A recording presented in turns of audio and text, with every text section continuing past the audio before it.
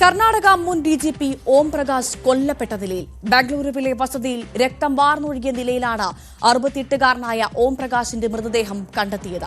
ഭാര്യ പല്ലവിയാണ് ഓം പ്രകാശിനെ കൊന്നതെന്നാണ് പോലീസിന്റെ പ്രാഥമിക നിഗമനം. പല്ലവിയെ പോലീസ് കസ്റ്റഡിയിലെടുത്തിട്ടുണ്ട്. ഇവരെയും മകളെയും പോലീസ് ചോദ്യം ചെയ്യുകയാണ്.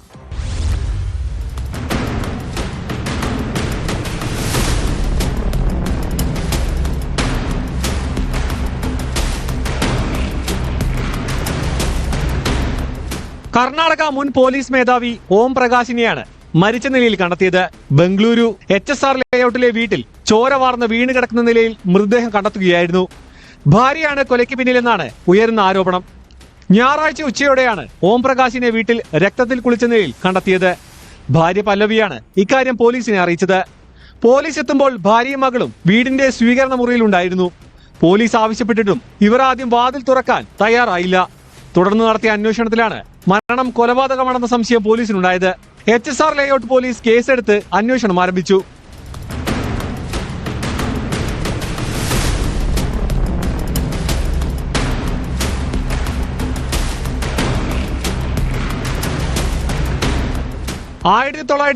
ബാച്ച് IPS ഓഫീസറാണ് ഓം പ്രകാശ്.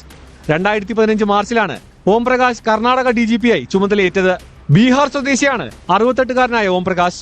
2015 സർവീസിൽ നിന്ന് വിരമിച്ച ശേഷം വിശ്രമ ജീവിതം നയിച്ചു വരികയായിരുന്നു.